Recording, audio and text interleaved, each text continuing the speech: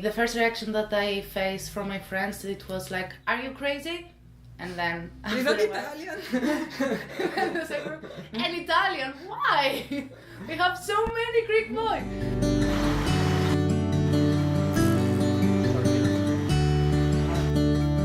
Okay, we met in Portugal in Erasmus 5 years ago, but it wasn't something that we planned to be a long distance relationship. For the time being, it was just, I don't know to say, not. It was a deal. It was a deal. Let's we were say together. have fun there and then like cut it and because probably stay friends. Probably no one of us ever thought about to have a long distance relationship, but then it moved on and we start talking on Skype, talking more frequently, thinking that still we enjoyed to spend time together even if far.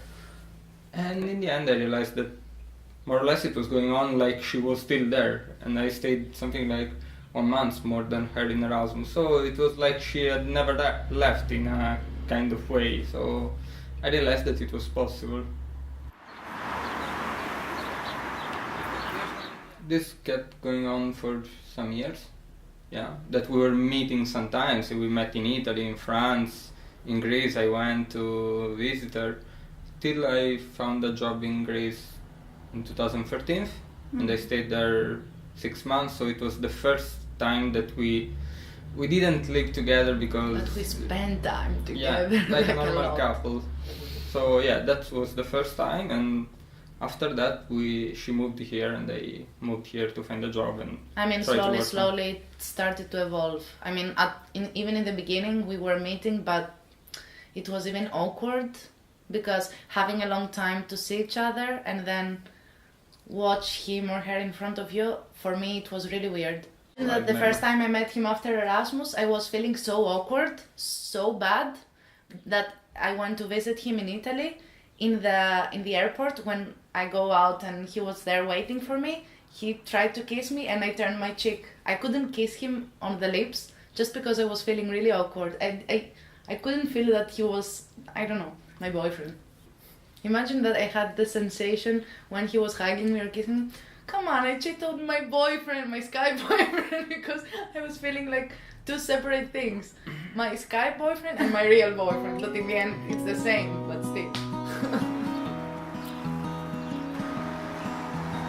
It's easy to see every day at least some hours on Skype we were trying to spend to tell each other what we did, to tell each other how it was going on, everything, normal things that every couple probably even more, because there were times that we reached the 4 hours on Skype consequently talking. I mean, probably things that a normal couple doesn't do.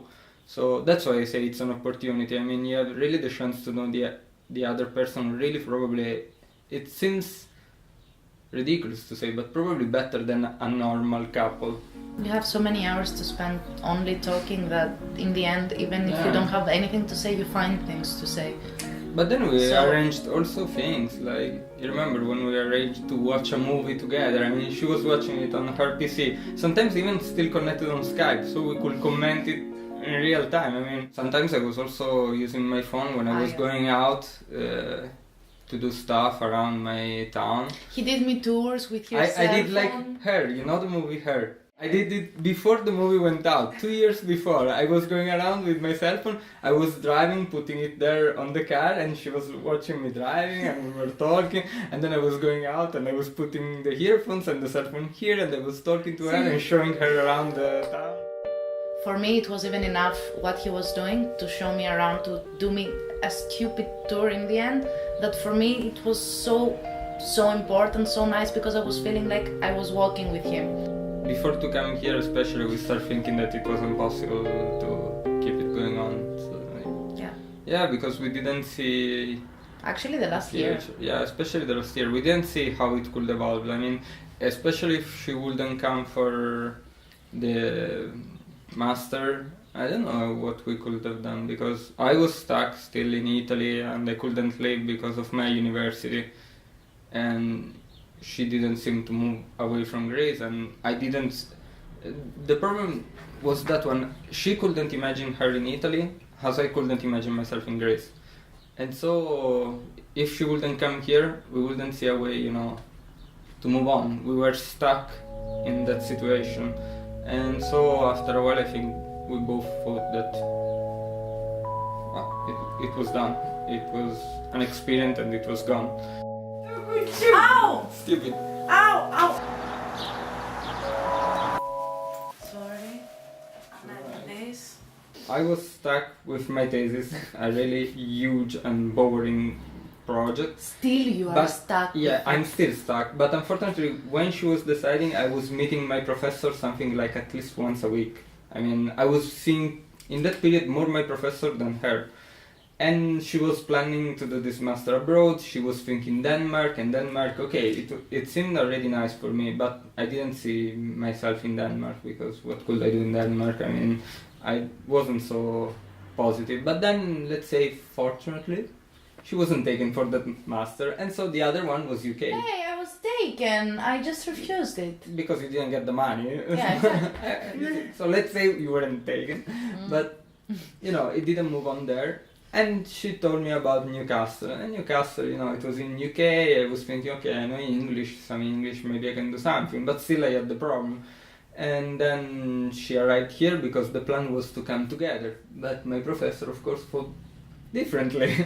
And so I didn't come. She started complaining. As I told you, we were already in a bad situation, and so she arrived at the point telling me, look, if you're not coming, it's over.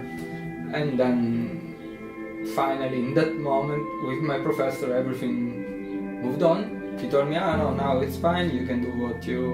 I should have talked to you. I mean, I asked my professor the mission to come here. So I found a guy with BlaBlaCar coming in UK, and I said, fine, I'm taking this, because by plane it was impossible, and she was already, not talking to me, probably more than a week.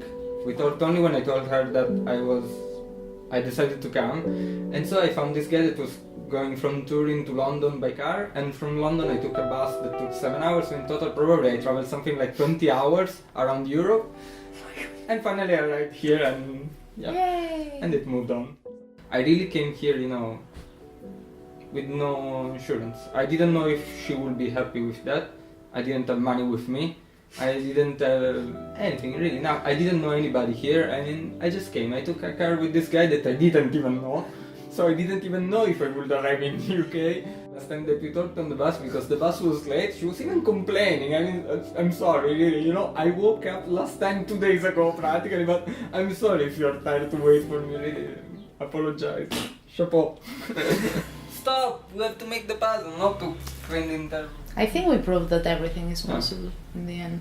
I mean, nobody believes that it will end up somehow, somewhere, and in the end we proved everybody wrong. And it's really nice to say to your friends, haha, you see? I knew it could go somewhere. You are wrong. Really good sensation.